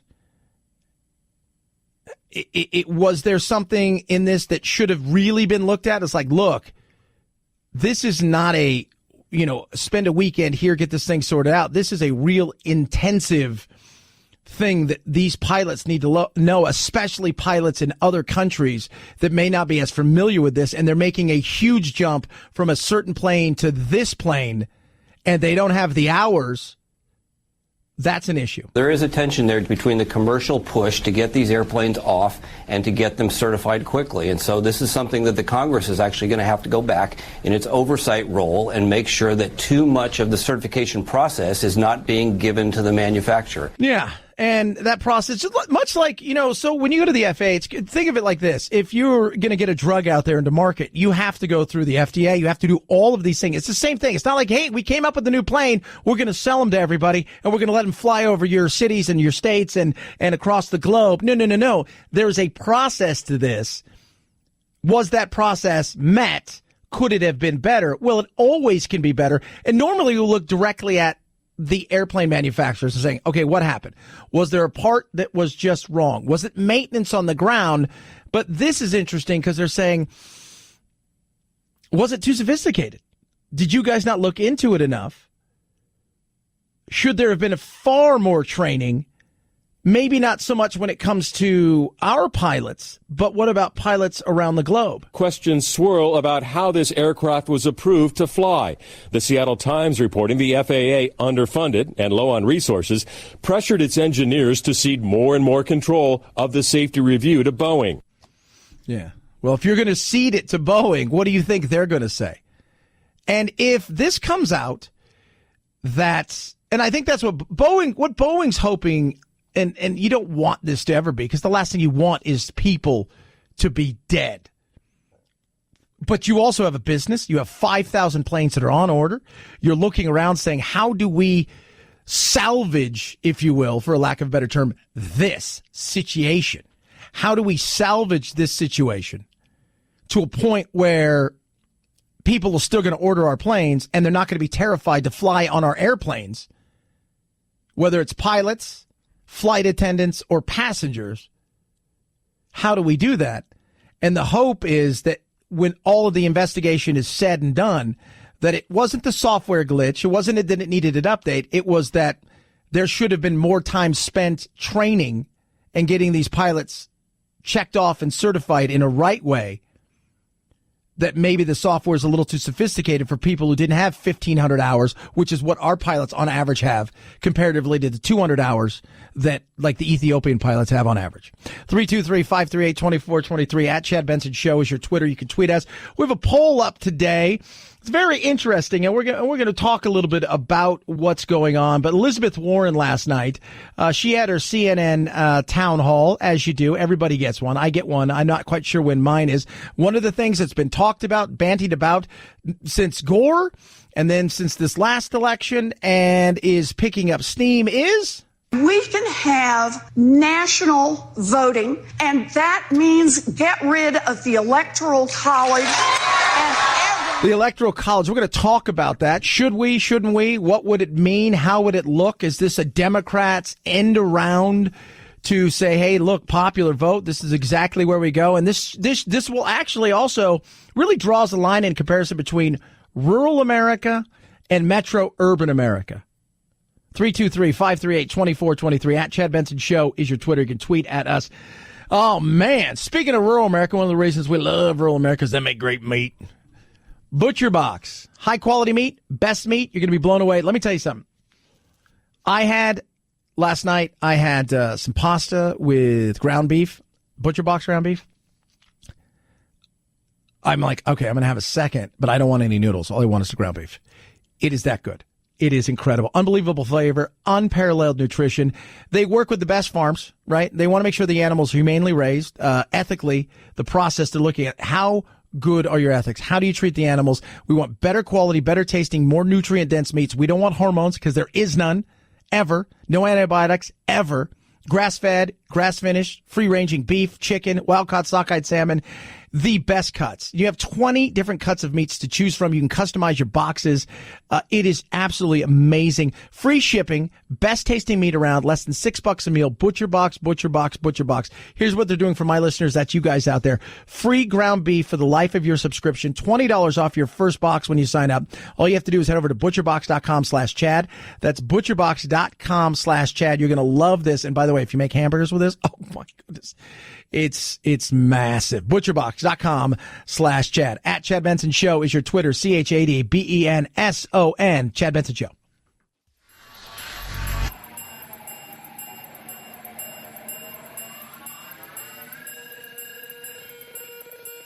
Set Chad straight. Text the show 323-538-2423. That's 323-538-CHAD. Someone has to do it. Might as well be you. The Chad Benson Show. It's a good contract for both sides. And it's absurd to think that when an athlete is being paid more than any other athlete has been paid in history, and by a pretty substantial margin, you can say that it's a good contract for the team, but the numbers don't lie. The Angels TV contract is $3 billion, and Mike Trout is off to the greatest start of anybody in baseball history. Yes, in anybody in baseball history. So you guys haven't heard, Mike Trout, the best baseball player on the planet, has been since the day he broke into the major leagues. Not even close. He plays for the Anaheim Angels out there in California next to Disneyland. And he's getting a 12-year contract, $430 million, every penny guaranteed. $221,000 a game is what he's going to get paid. And people say it's crazy. It's not. It's what the market will bear. They got a $3 billion local contract on top of their national Major League Baseball money, on top of all of the other ad revenue that's coming in, on top of everything else. This is not really a big deal. It's just not. Baseball nationally is unhealthy, right? Kids aren't watching it. I mean, yesterday we talked a bit about it. The Braves are playing the Phillies, right? Both teams, are playing, and the Phillies are eliminated from the playoff contention. And what do a few of the players do? They go down and play Fortnite in the middle of the game. That's your competition right there. Your competition is Fortnite. It's nuts. It's crazy. But they can pay this kind of money, man. I keep telling Jack, you have a cannon for an arm. He and I will go play catch. He has got a cannon. He's going to be tall and strong. All he wants to do is play football. That's it.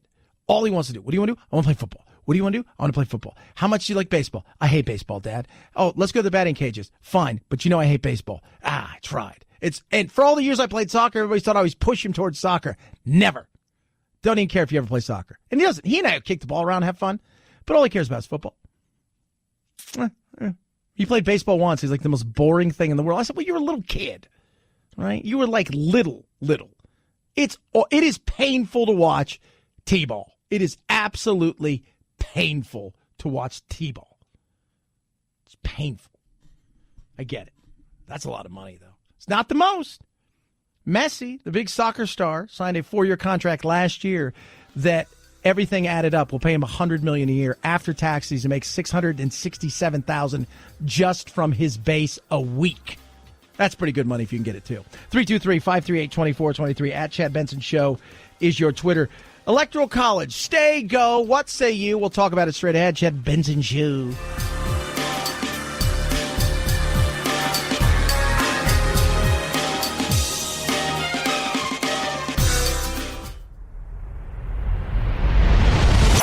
The Chad Benson Show.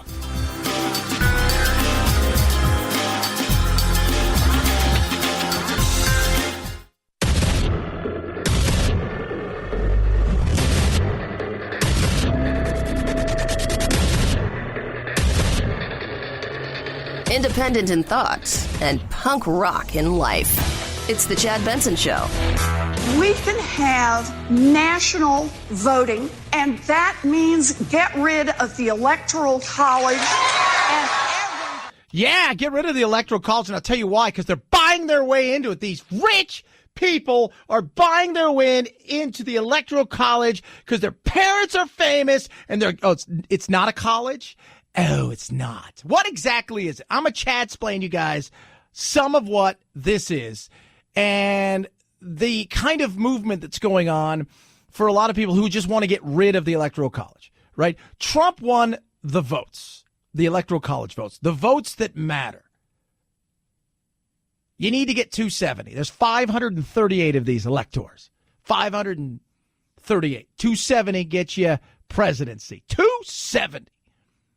270 gets you that right there. 270, right?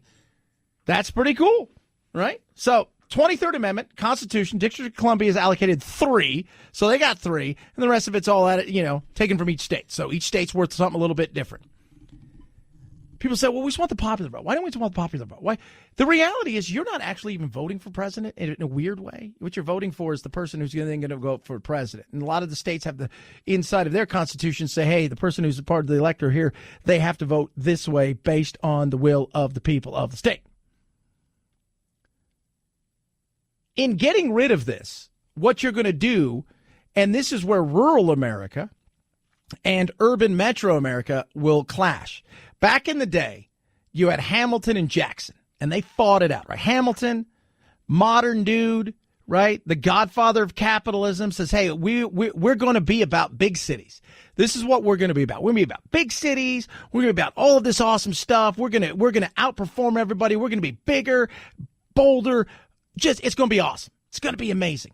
Jackson says, look, I'm a little bit for that, but we got to have representation everywhere. Because we just can't have everybody here deciding the way everybody else lives, right? And you're going to lessen the states, and so we can't do that. So they fought. They didn't really, they fought a lot about it, and they found out with a compromise, and it's worked out pretty well. If we were to get rid of it, New York, Los Angeles, Chicago, Dallas, maybe Houston, Miami, Seattle. Pretty much. That's what you're going to get. Everybody else, nobody cares. They're going to stop going anywhere else but big places. That's it. And you've already know where a few of those places are going to go, right? If you're a Republican, you have no chance in California or New York whatsoever. Probably not up in Seattle and Washington either, right? San Francisco, no chance. So there's no reason for you to be there, right? You have no chance. So you can take all your money and no reason to stop at any of these places and go elsewhere. And the fear is the coastal communities will control. So you'll have 2 or 3 big cities that, for all intents and purposes, will control all of politics across the board. And that's not always a good thing, I think, right? I'm all for modern technology. I'm all for living in big cities. I got no problem. But I'm also fine living in a rural area. I got no problem with that. But there's a push to eliminate it. Now, some people say the push to eliminate it is because, you know, Gore won the popular, lost the Electoral College. Trump lost the popular, but won the Electoral College. There you go. So if we just get around this, boom, there you go. You feel like you've won. Here's the other thing, though, and people need to understand this, is when you're changing the electorate across the board, it's so much easier to get people in mass, the haves and the have-nots, and the people that you go out there and say, I'm going to give everybody free ice cream, no work, free money, everything, just vote for me, in mass comparatively everywhere else. You could literally change everything and have a one-party country. It's not hard. It's not. And that's the fear of why you don't want something like that. A little bit of mob rule. Do I think it's going to happen? I don't think it's going to happen as soon as people think. Not in 2020, but by 2024, what you're finding now is several states are getting together and they're putting together essentially a compact where they're going to go out there and constitutionally they have every right to do it. So these states are going to come together and they're going to say, look, we're going to take our votes and give it to the popular candidate getters. So whoever got the most votes, they get it. Right now, I think they have 181, right? It can't go into effect until you have 270. But here's the question I ask. Let's just say for the sake of argument, you get this compact in. The Colorado just joined yesterday. Most of the states have been all Democrat leaning. Let's say for the sake of argument, though, that they do get to 270 and they want to put this compact in, which means whoever the popular voter getter is in the rest of the country, they will get their votes, the electoral votes. Do you think California, let's just say in 2020, so next year, let's say Trump has the popular vote. Do you think California is not going to be pressured to get out of that, not give him that? Of course. It's a tough thing. We want fair representation. The vote for the person in a rural area should count as much as the person in L.A., New York, Chicago, Miami, Dallas. And my fear is if you think that they only come to these states when it's election time, which is true, or if there's a natural disaster, which is true, they'll never come to these states, probably ever, because they literally won't care. They won't. You got a place like L.A., right, with 18 million people in the metro alone. Why would you go anywhere else? That's what matters the most. And that's the issue that you have with something like this. As for me, I like the way it is. If there's a happy medium and we find it and constitutionally it stands the sniff test, then there it is. But my fear, like a lot of people's fear, is it's a complete grab of let's get this, and it's easy to have this populism, and we'll continue to bring more and more voters in that are going to be disadvantaged, that'll love our message, and we'll get to the point where we can have a one-all election every single year, knowing exactly what it's going to be over and over again, and we'll have one party rule. And that's not what our founding fathers wanted. 323-538-2423 at Chad Benson Show is your Twitter. You can tweet at us. Love hearing from every single one of you. This is, I don't even know what to say. Ted Koppel, who is an interesting character to say, I think the least. I'm Ted Koppel here. And he was yesterday giving a talk, and he was talking about journalism. And he really hammered down, and he was talking with a journalist who, by the way, was not happy in the video to see the way that Ted kind of talked about the fact that, hey, you know what, New York Times, Washington Post, you guys have issues. I'm terribly concerned that when you talk about the New York Times these days, when you talk about the Washington Post these days, we're not talking about the New York Times of 50 years ago. We are not talking about the Washington Post of 50 years ago. We're talking about organizations that I believe have, in fact, decided as organizations that Donald J. Trump is bad for the United States. Ooh. That's some big doings right there. Little guy, by the way. When I met Ted Koppel, I was like, wow, surprised. You always think everybody's tall on television, right? And you get him, and you're like, all right, he's a bit of a small guy, but that's what he thinks. He believes that, hey, you know what, the New York Times, Washington Post, you guys have decided that we know what's best. And this is the part, like, we were just talking about the Electoral College. Just a perfect example of what L.A., New York, Washington, people like Bill Maher talked about it last week. And we talked about how he just thinks that everybody who's in the red state is just jealous of everybody in the blue state and that you want to be us, is that attitude of we know what's best for you.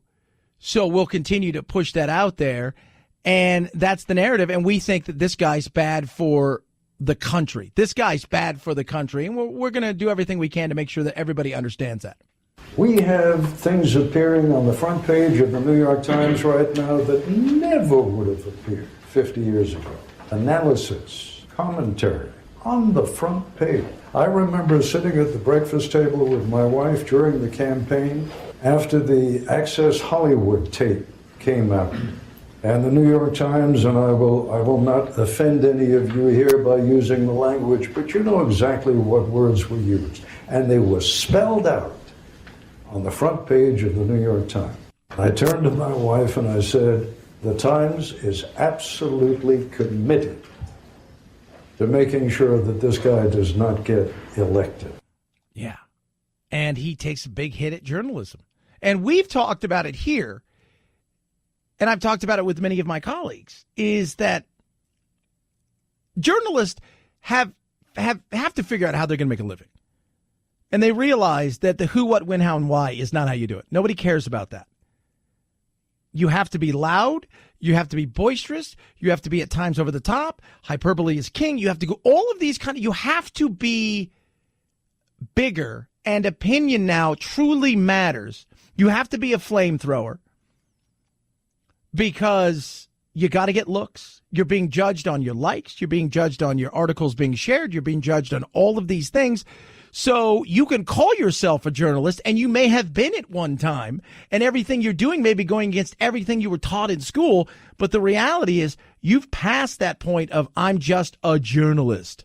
So his perception that the establishment press is out to get him doesn't mean that great journalism is not being done. It is.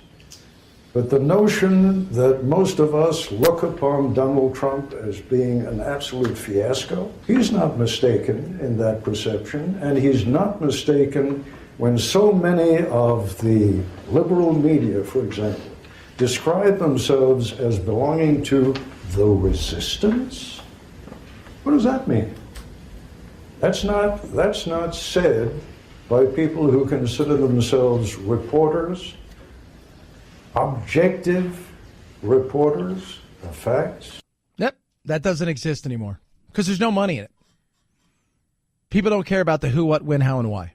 That's why it's harder and harder to find information and get away from fake news, because what you do is you put a little bit of the who, you put a little bit of the what, you put a little bit of the why into something, and then along the way you interject opinion And that opinion is going to be based on your feelings about a certain story, a certain person, a certain situation. And that's what you get in this day and age. That's why it's harder and harder to differentiate between, is this a real story that's completely just, it is non-biased, it's completely objective, we could just look at it, or is this is how I feel about this story, but I'm passing it off to you as journalism, even though the reality is I've put inside of this thing so much of my own feelings and beliefs in a story. Because ABCD is not as exciting as A with flames, B with a shooting star, C with a disaster explosion. That's more entertaining. 323-538-2423. At Chad Benson Show is your Twitter. You can tweet at us. Should we get rid of the Electoral College? That is the Twitter poll question of the day. Most of you say, "Nyet, no, not going to do it. Don't get rid of it. We need it." Some of you say undecided. 12% of you. 13% say yes, we should. And 75% says no, we should not get rid of it. What say you? 323-538-2423. At Chad Benson Show is your Twitter. CarShield is incredible. Don't you like having options, like options on how to save money in a real way, especially when it comes to your car? Go to carshield.com. Remember to use my code Benson. That'll save you 10% right there. They have so many plans that'll fit exactly what you're looking for, depending on how old your car is, how much you travel, what you're looking for to protect. You get 24/7 roadside assistance, a rental car for free while your car's in the shop. And, the shop is the shop you choose, which is really important because they're not going to send you to some shop that's only interested in just getting it barely running and getting you out of their shop. No. You pay a small deductible. They get the rest of them paid directly. That's what's amazing about CarShield. Get CarShield. Go to carshield.com. That's carshield.com. Use code Benson or call 800-CAR-6100. Mention code Benson. Saves you 10% there, right there. 800-CAR-6100. Code Benson saves you 10%. A deductible may apply. It's the Chad Benson Show.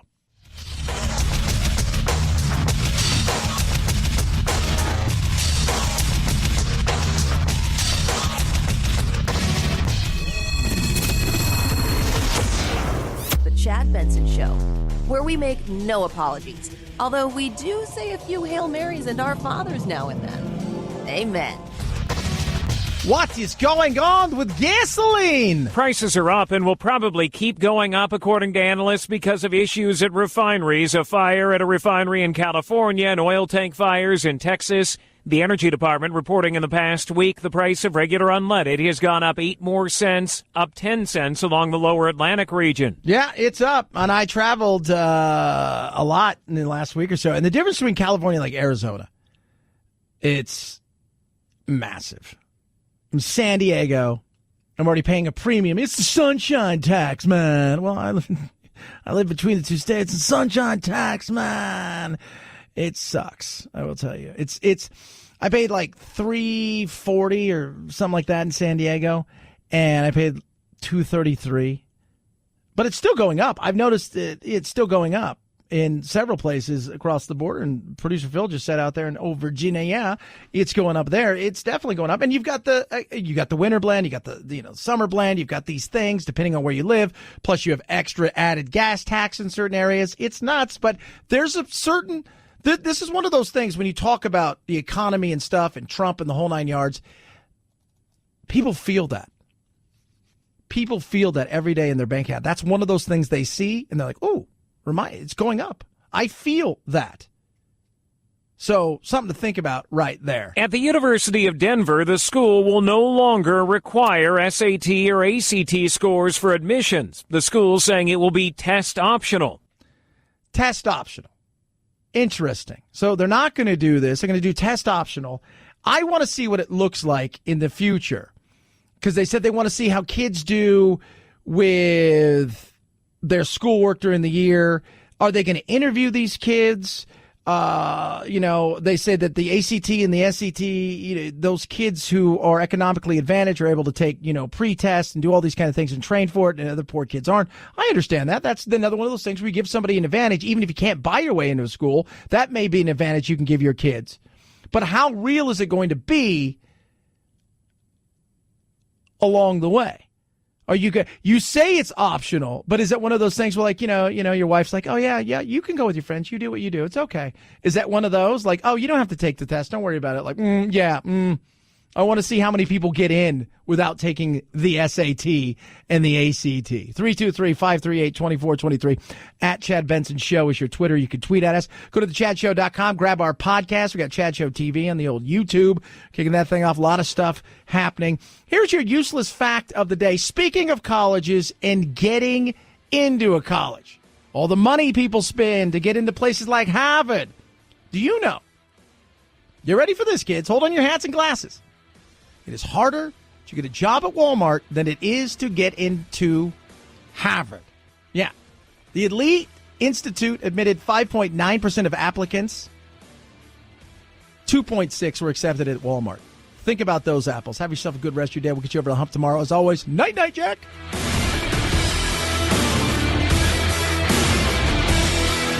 This is the Chad Benson Show.